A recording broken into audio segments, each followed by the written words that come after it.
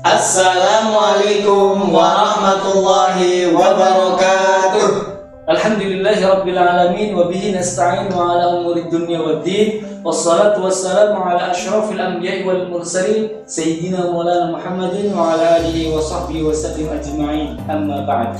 Alhamdulillah, segala puji bagi Allah atas segala karunia nikmat yang diberikan pada kita sekalian, sehingga pada sore hari ini kita dapat menyapa sahabat ISBS, Istiqomah Sambas Boarding School. Selama bulan Ramadan ini di tahun 1444 Hijriah, kita ada program acara Ustaz Mimbar Ramadan, menuntut ilmu untuk meraih berkah Ramadan, yang akan tayang setiap hari Senin, Rabu, dan Jumat pukul 17 waktu Indonesia Barat. Nah, pada sesi kali ini kita akan mengundang narasumber dan bintang tamu yang sangat luar biasa. Siapa beliau ya Ustaz? Kepala SMP Istiqomah Sambas Boarding School.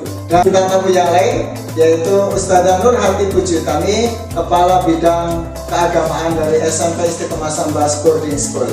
Langsung saja tanpa menunggu lama-lama kita panggil mereka. Yang pertama Ustaz Muhammad Nur Rahman. Apa tuh Ustaz?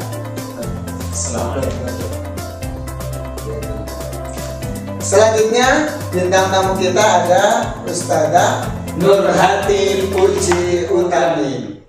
Silakan Ustazah. Assalamualaikum. Salam Ustazah. Ya Ustaz. Alhamdulillah ada dapat berjumpa di sini Ustaz ya. Alhamdulillah. Kita akan sharing-sharing ilmu Ustaz berkaitan apa topik kita hari ini Ustaz?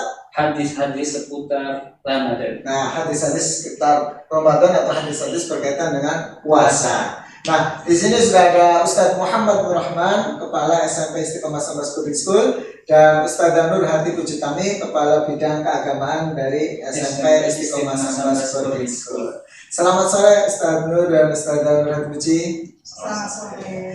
Bagaimana nih Ramadan hari ini? Masih kuat berpuasa? Apa belum? Tentu tidak ya Ustaz ya. Hari ini hari di awal-awal ya, di awal-awal bulan Ramadan ini tentu kita masih semangat ya. Dan insya Allah sampai akhir juga kita nanti tetap semangat ya. Amin, amin, amin. Ustaz Nur dan Ustazah Puji, langsung saja kita berbincang-bincang berkaitan dengan topik-topik hadis seputar Ramadan atau seputar puasa. Ustaz Nur, viral sekali ini pemirsa, kalau bulan Ramadan tiba ada hadis yang berbunyi berkaitan dengan barang siapa berbahagia dengan datangnya bulan Ramadan maka haram jasadnya masuk neraka. Nah, ekspresi bahagia seperti apa nih Ustaz yang di hadis dikatakan haram jasadnya masuk neraka seperti ini Ustaz? Alhamdulillah, salatu wassalamu ala rasulillah Alhamdulillah wa ala alihi wa ashabihi man tabi'ahum man wala ma'bad. Alhamdulillah, Ustaz Hussein, Ustaz Berkhol, Ustaz Nur Hati Puji Utami, terkait dengan hal yang berkenaan dengan hadis yang menyebutkan bahwasanya orang yang senang bergembira dengan datangnya bulan Ramadan maka jasadnya akan diharamkan dari api neraka. Kalau dalam bahasa Arab itu man shoma Ramadan, man fariha bi dukhuli Ramadan haramallahu jasadahu 'ala an-niran. Orang yang bergembira dengan datangnya bulan Ramadan maka Allah haramkan jasadnya dari api neraka. Hadis ini tercantum dalam kitab Dzurratun Nasr yang status hadisnya masih diperselisihkan. Maka ada ayat yang sebenarnya juga memiliki status yang sama seperti apa yang kemudian menjadi bagian daripada ekspresi kegembiraan.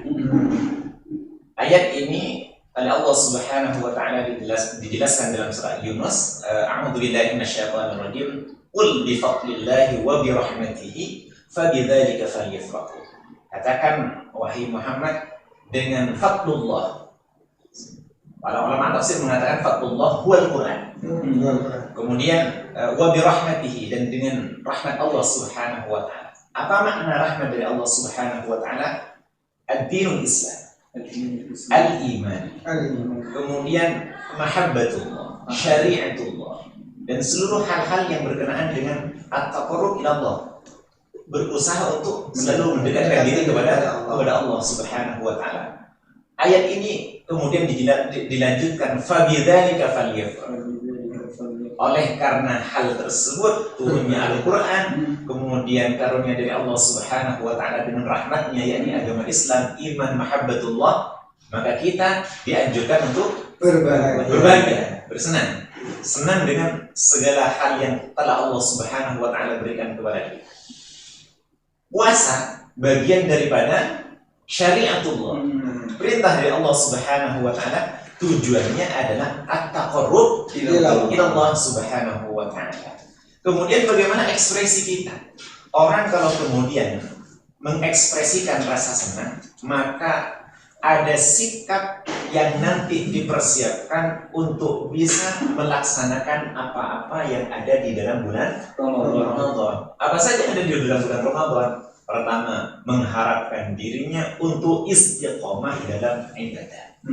Baik salat tarawihnya, baik salat witirnya, baik qiraatul Qur'annya, baik sedekahnya, baik kemudian melakukan aktivitas untuk menambah keimanannya. Itu yang bentuk bagian daripada wujud ekspresi kegembiraan yang akan dilaksanakan nanti di bulan Ramadan. Bukan kemudian senang karena banyak makanan. Mungkin senang nanti kalau jualan banyak yang beli, akhirnya keuntungannya semakin meningkat seperti itu. Bukan seperti itu. Artinya senang karena akan meningkatkan kualitas ibadahnya, semakin meningkatkan taqarrubnya kepada Allah Subhanahu wa taala. Ini saya mau tanya sama Saudara Puji. Biasanya kalau di lingkungannya Saudara, apa sih yang dilakukan ketika menyambut datangnya bulan Ramadan? Ya, biasanya kalau masyarakat di sekitar ketika menyambut bulan Ramadan itu banyak hal yang dilakukan. Biasanya ibu-ibu ini mereka itu bersukaria untuk bebersih rumah, membersihkan rumah, berberes rumah gitu ya. Kemudian sampai dengan rumah yang tadinya mungkin catnya masih udah lama, kemudian jadi baru lagi. Ya, kemudian ada juga yang mulai berbelanja. Ibu-ibu kan biasanya gitu ya, berbelanja untuk menyambut datangnya buka puasa, kemudian untuk sahur. Kemudian ada lagi yang suka browsing di internet, mulai membuka pesan makanan. Ada lagi yang sudah mulai open order nih, yang punya jiwa bisnis, order bisnis kue-kue kering.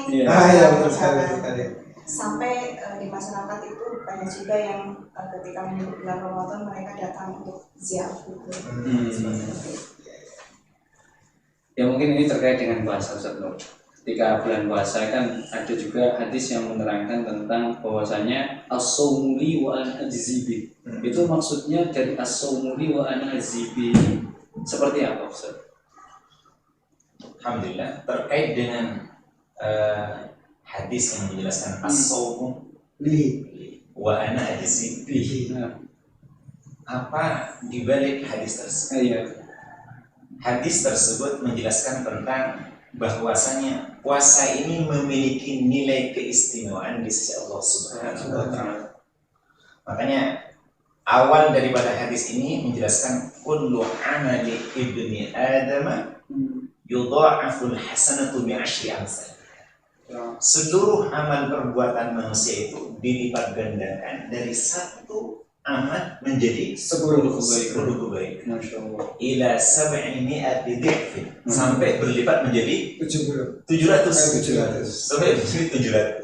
Dari 1 menjadi 10, 10 menjadi 700. Kemudian disebutkan di dalam hadis ini, melanjutkan dari apa yang disampaikan oleh Ustaz Farud, illa shaum, katanya. Puasa. illa shaum fa innahu li. Jadi kalau catatan dari 1 menjadi 10 kemudian meningkat jadi 700, itu bisa diperkirakan kadar kuantitas pahalanya. Kan begitu. Kemudian Allah menjelaskan di dalam hadis qudsi ini, ila shaum, kecuali puasa. Jadi puasa itu tidak memiliki kadar nilai pahala yang dijelaskan seperti Ibadah yang lain. Kenapa? Kok bisa seperti ini? Apa lebih sedikit? Loh tidak. Justru ini lebih banyak. Karena Allah itu Maha Pemurah. Iya. Maha Pemurah, Maha Pengasih. Berarti kalau sekali Allah memberikan sesuatu, tidak akan pernah bisa dibayarkan dengan ukuran standar kuantitas. Maka Allah mengatakan, as-shaumu li wa ana ajzi bihi. Aku yang akan membalas. Aku yang akan memberikan keistimewaan daripada pahala, yang pahala tersebut tidak sama dengan pahala-pahala ibadah yang lain. Maka kalimat as-shaumu li wa ana ajzi bihi orientasinya adalah pahala yang tidak bisa dibayangkan kadar kuantitas daripada nilai pahalanya tersebut. Semakin bagus puasanya, pahalanya nanti semakin banyak. Makanya kemudian ada maratibus shaum, ada tingkatan orang yang berpuasa. Bagaimana kemudian dia membuktikan kadar daripada kualitas puasanya. Makanya Imam Ghazali menjelaskan ada maratibus shaum. Ada puasanya orang awam, ada puasanya orang khawasul khawas, itu orang istimewa, orang yang luar biasa, seperti itu beda. Maka orang puasa sama, tapi kadar kualitas puasanya berbeda-beda. Dan Allah nanti membalasnya sesuai dengan perbedaan kualitas puasa tersebut. Dan kita tidak tahu berapa kadar kuantitas daripada pahalanya tersebut. Masya Allah. Ustazah Nurhati di sini, kalau buka puasa biasanya suka buka pakai apa, Ustazah? Sukanya yang manis-manis. Ya, seperti Ya, kurma. Terus yang lain? Itu kurma itu makanan favorit. Makanan favorit. Kemudian ada teh manis. Teh manis. Intinya kolak. Kolak. Yang manis-manis. Kurban nggak sih? Kurma tadi Tadi kurma utama ya. Iya, kurma. Nah, ini Ustazah, berkaitan dengan menu yang sesuai dengan atau disebutkan mungkin di dalam hadis bahwa baiknya orang berbuka puasa itu dengan apa, Ustaz? Dengan apa, Ustaz? Terkait dengan buka puasa atau istilah kita itu takjil ya. Takjil itu sebenarnya menyegerakan diri untuk berpuasa seperti itu. Tidak ada teladan terbaik dalam hidup kita kecuali meneladani Rasulullah SAW. Maka apa yang kemudian dilakukan oleh Rasulullah SAW dalam hal berbuka puasa, maka teladan itulah yang menjadi bagian daripada hal yang harus kita ikuti untuk mendapatkan nilai lebih daripada apa yang ada pada diri kita. Seperti itu. Kemudian Rasulullah bukanya apa? Kan gitu. Karena Rasulullah tidak di Indonesia. Rasulullah kan ada di tanah Arab. Yang konsumsi tanah Arab itu kita ketahui. Beliau secara kebiasaan itu dalam hadis dijelaskan bahwasanya beliau mengawali buka puasa itu dengan tamar. Jadi yuftir qabla an yusalliya. Berbuka yuftir qabla an yusalliya ala rutabat. Rutabat itu apa ya? Kurma yang matang, yang masih belum begitu masak. Oh gitu, berarti kurma muda. Setengah matang ya, rutabat. Kemudian kalau tidak mendapatkan rutabat, fa'ala tamarat. Jadi itu yang sudah masak kalau tamaratnya. Fa'ala tamarat. Kemudian Rasulullah SAW kalau tidak mendapatkan itu semua, hasawat. Apa itu? Ya, min ma'in. Jadi menenggak ya.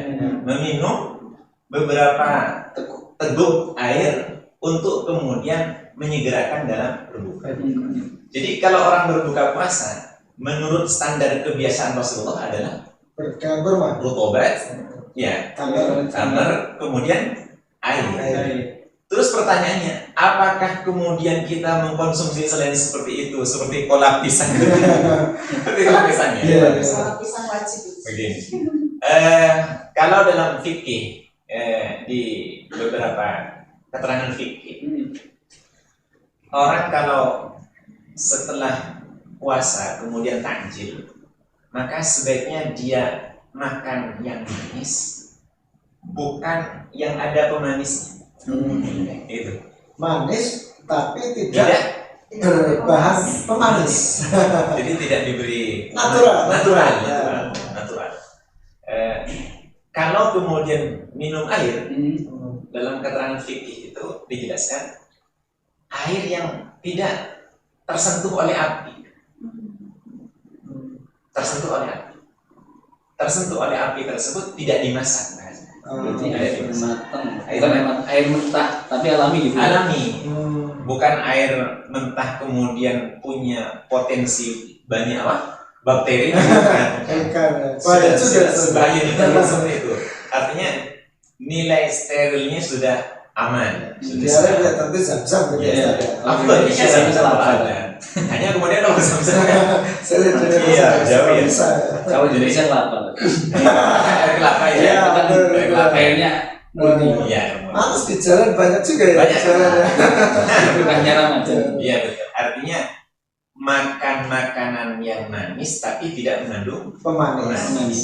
kemudian minum air yang tidak dimasak oleh api tapi murni karena ada rasa manisnya. Justru manis itu yang kemudian terserap oleh tubuh bukan dari pemanis itu lebih mudah dicerna dan diterima oleh tubuh. Mungkin hikmahnya secara medis itu arahnya ke situ. Maka kemudian ulama-ulama fikih itu cenderung memahami daripada apa yang menjadi kebiasaan Rasulullah dikaitkan dengan medis, akhirnya ada kesimpulan ke arah tersebut. Karena tujuan daripada orang mengkonsumsi sesuatu itu adalah untuk kesehatan Badannya. tubuhnya, untuk kesehatan fisiknya. Maka ada sebuah ungkapan mengatakan, jadikan makananmu sebagai obat, jangan sampai kemudian obat menjadi makananmu suatu saat nanti. Seperti Betul itu. sekali, betul sekali ya. Mungkin terkait dengan seputar hadis lagi nih, Dad. Terkait dengan hadis yang disebutkan wasiyamu junatun. Mungkin penjelasan lengkapnya seperti apa, Ustaz? Puasa sebagai jenah. Iya, puasa sebagai perisai. Perisai. Itu lengkapnya seperti apa, Ustaz? Kalimat daripada hadis wasiyamu junnah. Junnah itu sebenarnya benteng. Karena orang berpuasa itu membentengi dirinya dari sesuatu yang tidak diridhoi oleh Allah Subhanahu wa taala. Membentengi sesuatu dari hal-hal yang mengundang murka Allah Subhanahu wa taala, dari perkara-perkara maksiatnya dan lain sebagainya, terhadap hal-hal yang kemudian mengundang yang tidak diridhoi oleh Allah Subhanahu wa taala. Orang berpuasa, maka dia sebenarnya meletakkan benteng di dalam dirinya. Maka kadang ada orang yang kemudian ketika berpuasa ngomongi orang. Ada ya? Iya. Ada orang yang ngomongi orang seperti itu. Perisainya tipis gitu. Iya. Ada orang yang ngomongi orang. Tapi kemudian ada kalimat begini, "Gus, jangan ngomongin orang." Kenapa? Lagi puasa. Saat itu dia sadar dan kemudian memfungsikan benteng tersebut. Karena dia sadar ketika berpuasa ada nilai daripada kualitas puasanya yang menjadi Berkurang. maka dia ketika ingin melakukan sesuatu selalu ingat puasa seperti itu. Maka kemudian puasa tersebut menjadi Benteng. Nah, ini bagian daripada mafhum pemahaman daripada wasiyamu junnah sebagai benteng untuk tidak bermaksiat kepada Allah Subhanahu wa taala. Seperti itu.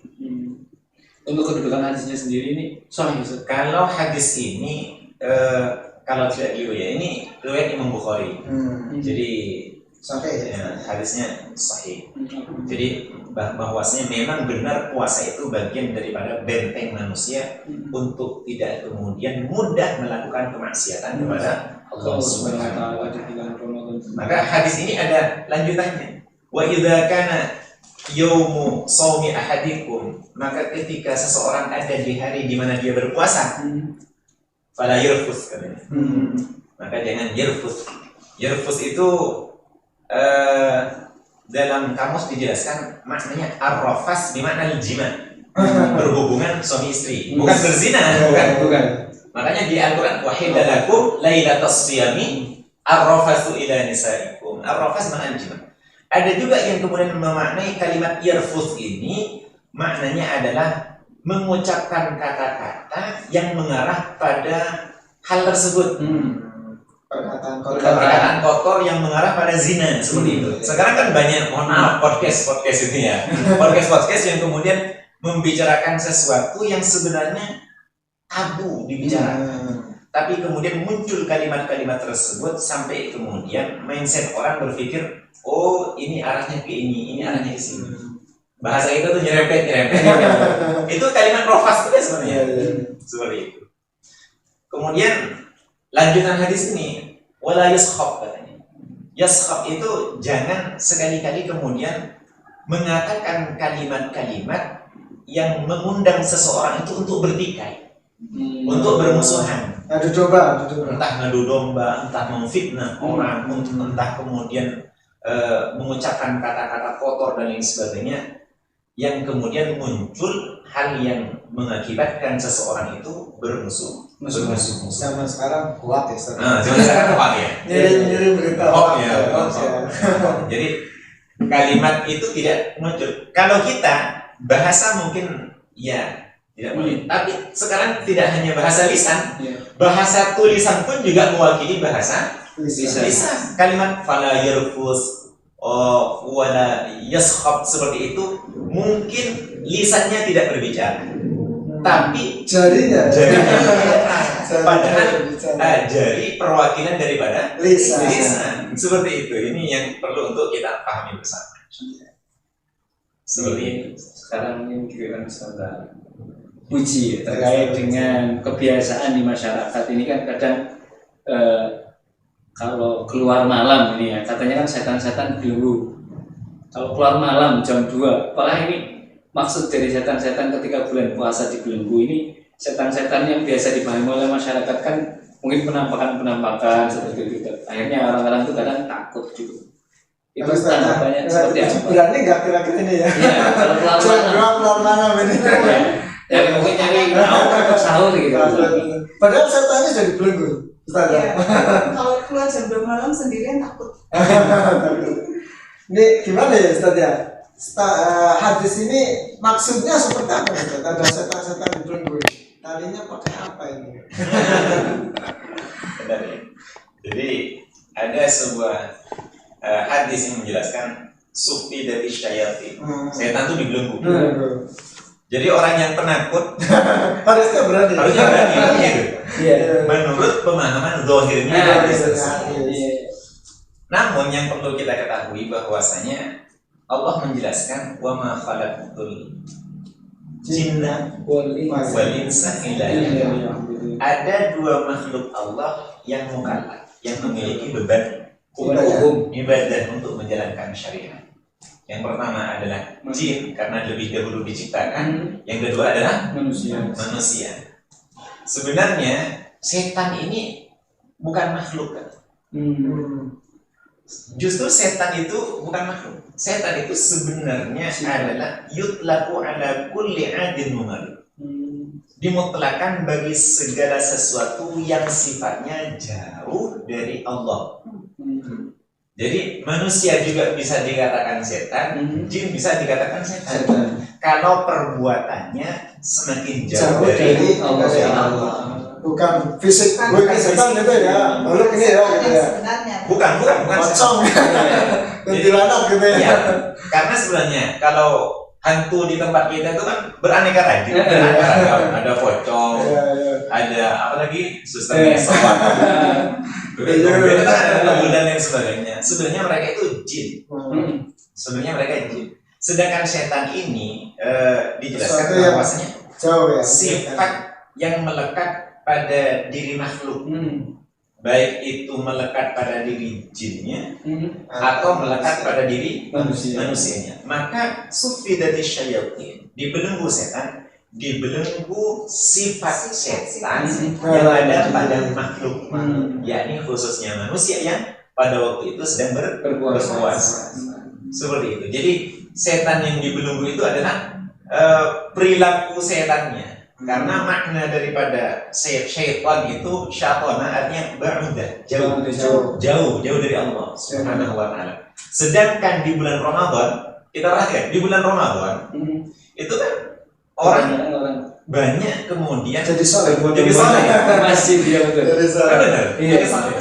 Jadi ke masjid. Terutama salat isya dan salat tarawih itu. Bahkan orang mau sholat isya kemudian tarawih, mereka tuh ngajak keluarganya, bukan ngajak sholat isya, ngajaknya ayo sholat tarawih. Padahal sholat tarawih hukumnya Sunnah. tidak mengatakan ayo sholat isya, tapi mereka ayo sholat tarawih. Kalimat mengajak untuk hal yang sunnah tersebut menunjukkan bahwasanya mereka sedang dalam kondisi on fire, kalau bahasa kita on fire ya, artinya semangatnya menjalankan ibadah puasa dengan melaksanakan aktivitas ibadah tujuannya untuk bertakwa kepada Allah. Maka sifat setan itu banyak yang jauh daripada manusia. Bahkan di televisi itu yang biasanya membuka aurat Jadi menutup. jadi itu khusus di bulan Ramadan. selesai Ramadan. Tidak harus Iya. Nah, ini Ustaz, kaitannya dengan puasa juga. Kalau orang puasa itu marah-marah, kan pahalanya berkurang atau rusak atau bahkan hilang. Baiknya batal saja atau puasanya dilanjutkan. Sia-sia ini ya. Iya. Khawatir cuma dapat haus dan lapar gitu. Iya. Gimana Ustaz? Iya. Bagaimana kemudian dengan status keabsahan orang puasa ketika marah? Ya. Contoh istri marah pada suami karena nggak dibantu. Terus kemudian marahnya apa bisa mengarah pada batalnya puasa? Marah itu tidak ada kaitannya dengan batalnya puasa. Hanya marah tersebut mengakibatkan seseorang tidak bisa mengontrol kondisi daripada sisi emosionalnya. Sedangkan puasa yang tadi disampaikan as-siyamu junnah, benteng. Kan benteng. Iya. Membentengi dari perkara-perkara yang buruk, yang jelek. Sedangkan marah yang kemudian arahnya mengarah pada sesuatu perbuatan yang jelek, sebenarnya dia harus menahan diri pada waktu itu. Maka dalam bulan Ramadan sebenarnya kita itu diletakkan dalam sebuah madrasah. Ramadan sebagai madrasah. Sebagai madrasah. Kalau kita kan sebagai ma'had, sebagai pesantren, sebagai boarding yang kemudian kita dididik untuk menjadi baik. Kalau kita masuk bulan Ramadan, dididik untuk menjadi orang yang kemudian mampu menahan emosi, mampu untuk menahan amarah kita. Seberapa besar kita mampu menahannya, maka diharapkan setelah bulan Ramadan nanti apa yang sudah kita latih selama bulan Ramadan tersebut memiliki asar, memiliki efek ketika selesai Ramadan. Kenapa? Karena Ramadan bagian daripada tarbiyah, pendidikan untuk mengontrol daripada apa yang menjadi hal buruk dalam diri kita. Termasuk tadi puasa. Bukan kemudian kita marah kemudian ini batal. Kecuali kalau marah sambil makan gitu. Batal ya. Jadi kalau marah sambil makan batal. Tapi rusak pahala puasanya Ustaz ya? Kenapa? Kalau marah gitu. Pahala puasa mungkin ya, ini mungkin kadarnya akan berbeda.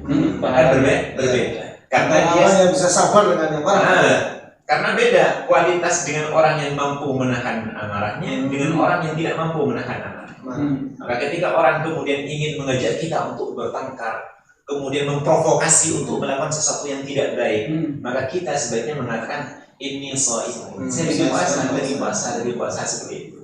Maka kalau sedang marah, anjurannya diam, tidak ngomong apa-apa.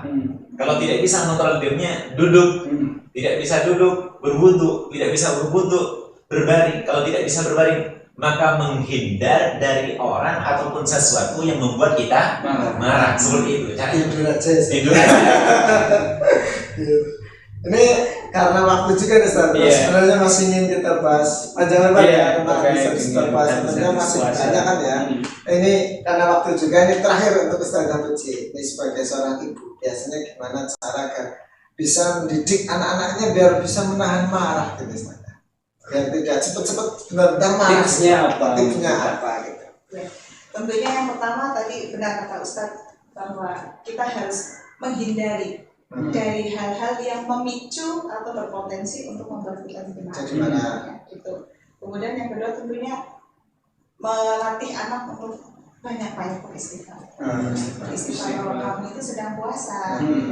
Nanti kalau kamu marah terus nanti pahala puasanya jadi berkurang. Kualitasnya Iya, menurun.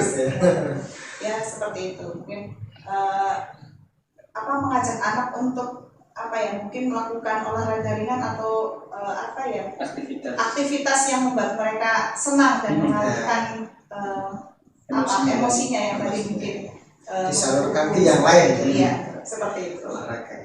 Luar biasa pemirsa, Pembahasan kita pembahasan kita ini dalam ini berkaitan dengan hadis-hadis bulan puasa. Moga-moga mendatangkan manfaat bagi pemirsa di rumah, bertambah ilmunya di bulan Ramadan ini melalui mimbar Ramadan, menuntut ilmu untuk meraih berkah Ramadan. Dari kami mohon maaf ya sebesar-besarnya apabila dalam pemandu acara pada sore hari ini terdapat khilafan, kekurangan. Sekali lagi kami mohon maaf ya sebesar-besarnya. Terakhir kami ucapkan selamat berbuka puasa. Semoga Allah Subhanahu wa taala menerima amal ibadah kita di bulan Ramadan. Amin. Terima kasih. Kami tutup. Wassalamualaikum warahmatullahi wabarakatuh.